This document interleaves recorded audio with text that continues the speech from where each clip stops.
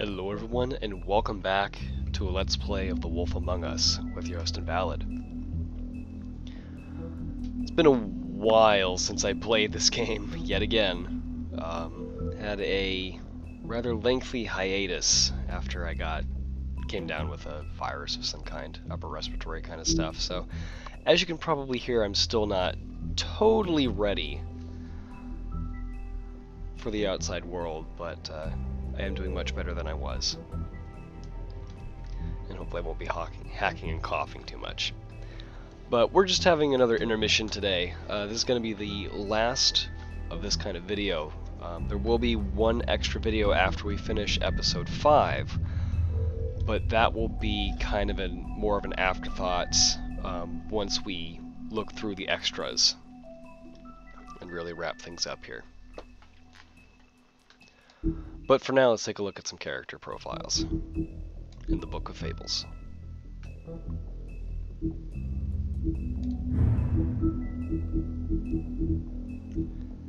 And this time we're only missing one.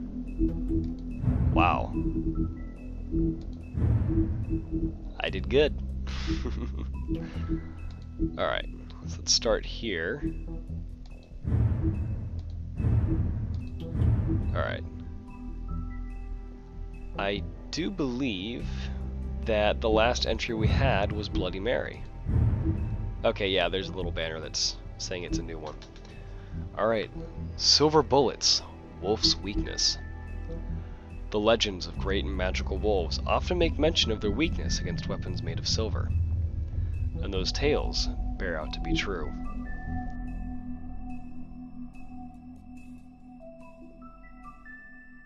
The silver bullet Mary shot Bigby with was not the first, but any of them could be his last. Any silver left in Bigby's body weakens his system, slows his healing, and can cause long-term damage.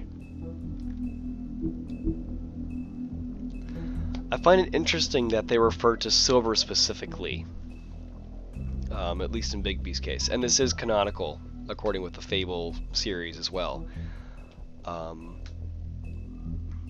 But in a lot of fairy tales, what many fairies and fae people were weak to was actually iron, not silver.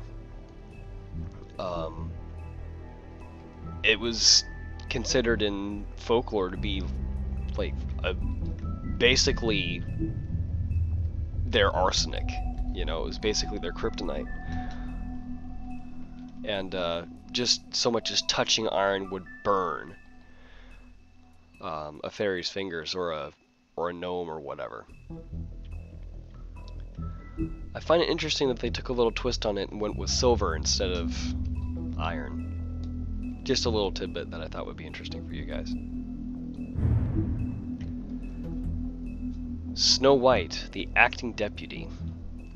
With Ichabod Crane firmly out of the picture, and King Cole still absent, the task of leading Fabletown falls squarely on Snow's shoulders. She has performed many of the job's duties for a long time, picking up the slack for Crane. But now that she's fully in charge of the business office, she has to deal with a new level of politicking she had not previously been exposed to. Ain't that the truth? The higher you climb, the more shit you gotta deal with. Donkey skin coat. Hide in plain sight.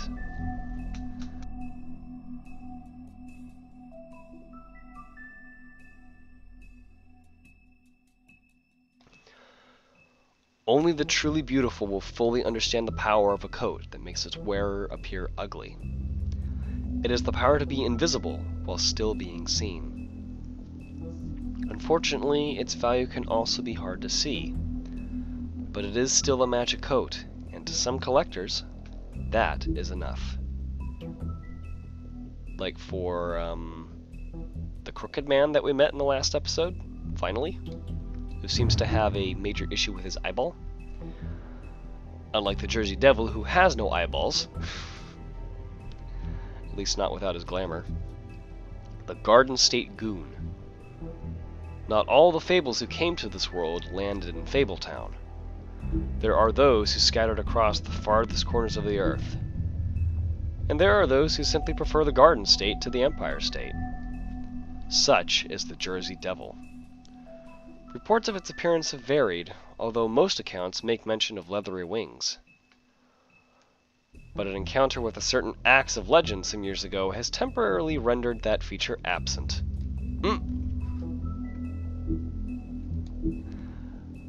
Did that happen to be with,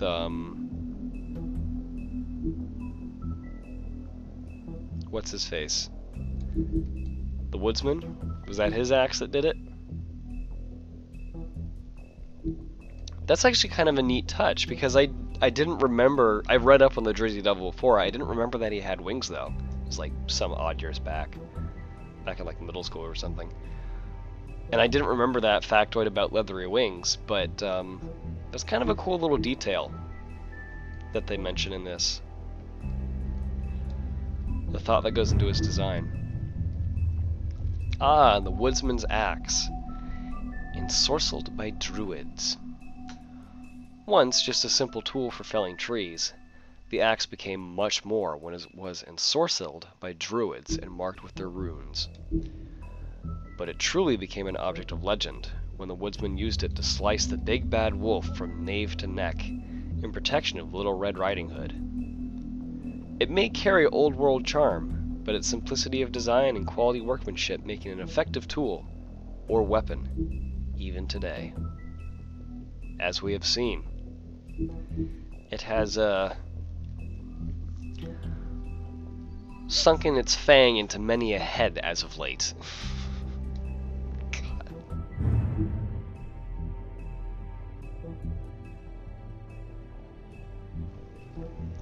Johann the Butcher. His name is often said in the same breath as that of the baker and candlestick maker of Fabletown.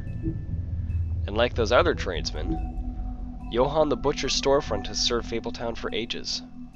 Fresh cuts, exotic meats, and even full sides of beef for the vigorous appetites of ogres and trolls.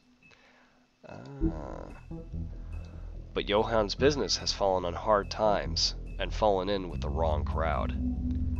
As the quality of his products declined and his business turned into a front operation for the Crooked Man, some have started to wonder if they ever really knew Johann.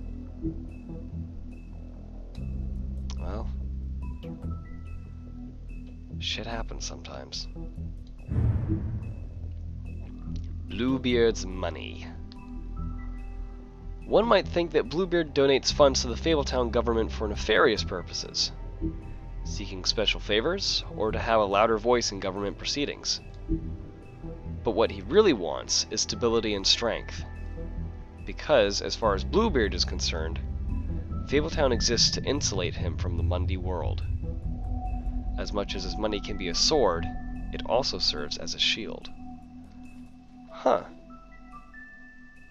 That's a cool little insight into his thinking. Insulates him from the Mundy world. Very interesting. Wow.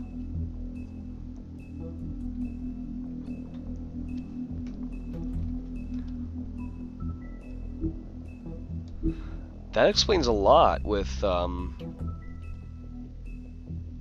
why he's so adamant with Snow White.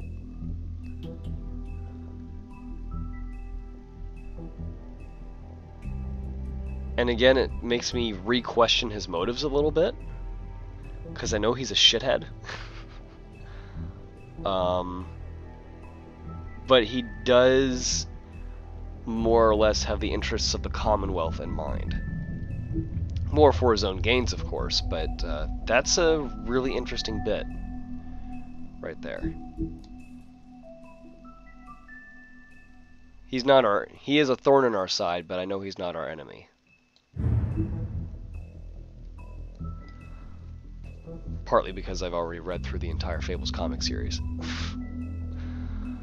The Crooked Lair, headquarters. Occupying a desanctified church, this is just one of many locations the Crooked Man's operation uses to run the Fabletown underworld. Its lounge atmosphere makes for a comfortable meeting place, unless you are an unwelcome guest. It is completely boarded up to the outside world. and the only way in is through one of the many portals marked by a door with the Crooked Man's Catherine Wheel icon scattered throughout the city and elsewhere. Very interesting. So that's not even his place of residence, it's just one of the meeting places he has. The mystery goes ever deeper. The Crooked Man, the crime lord. The Crooked Man has slowly built himself into one of the most powerful figures in Fabletown. His operation started with a crooked sixpence in a crooked house. Oh god, that rhyme! Oh, jeez. I haven't heard that one in ages. Wow. Two things he cared about more than his wife or children, whom he killed rather than let them stand in his way. In his rise, the Crooked Man has ensnared many fables into his criminal web, providing them with what they need, but always at a high cost. He is cunning, persuasive, and ruthless. Ah, that explains so much. Why didn't I think of that when they said Crooked Man? Ah. Dude, I love this game for so many reasons, and it's not just the storytelling. I love how they bring all the fables into it. But in this game, they're bringing back so many little rhymes and stories that I heard in my childhood. It's like, I want to go back and read them now, again, you know? Just refresh myself on all that I learned. Or all that I heard back then. He does look pretty worse for wear, though, doesn't he? Despite his bling.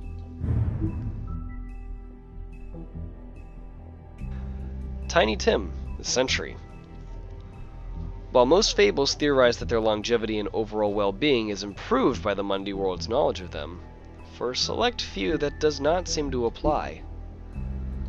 When a malady or injury is an integral part of a fable story, that notoriety can make recovery nearly impossible. That's what Tiny Tim thinks, at least. And no medical care or magic, well, rather none that he can afford, can heal his leg. Poor bastard.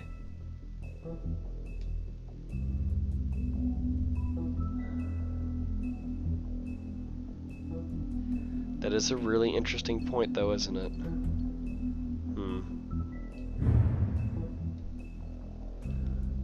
Life on the farm. Why is this the last entry? Are these like out of order or something? I'm very confused. With its idyllic location and managed community, the farm would seem to be a welcome alternative to eking out an existence in Fabletown. But those who have lived there see it very differently. They see it for what it is, a prison. A place where you're free to be who you are and do whatever you please, except leave. It doesn't help that while fables who appear human do not have to worry about being sent to the farm, they always seem to fill the leadership roles there. Yeah, farm is rather fitting. And that does come more into play for anyone who's read Animal Farm. Well, you get the idea.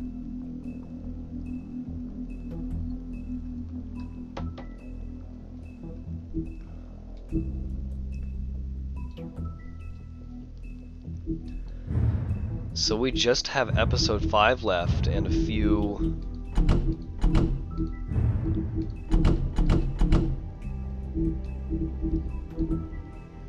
pieces locked to us.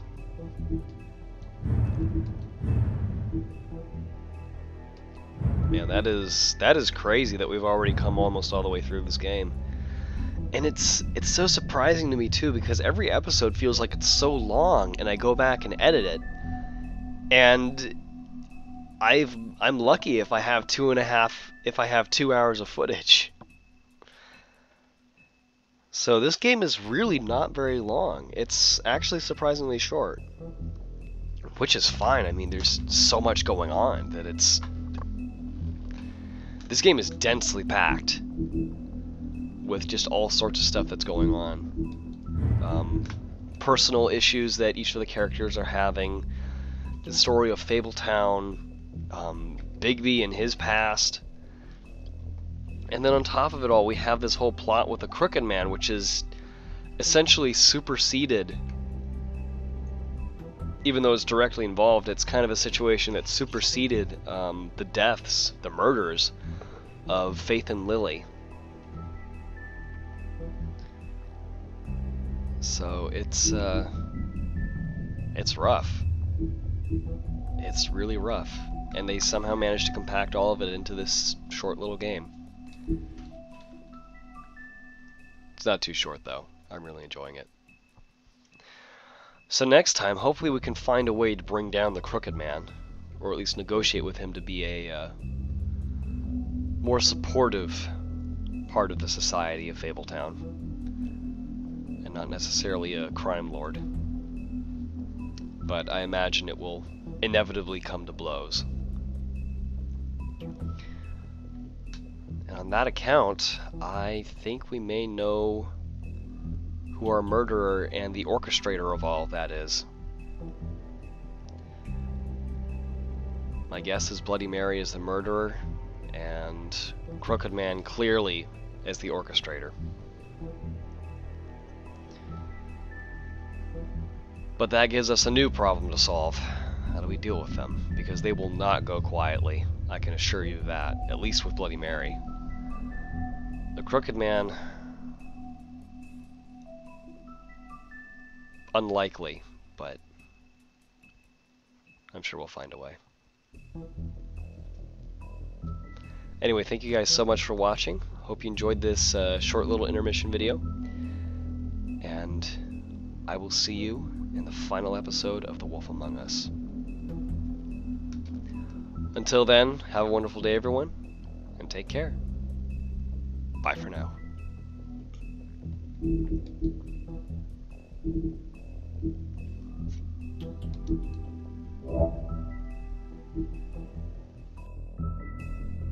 Thank you.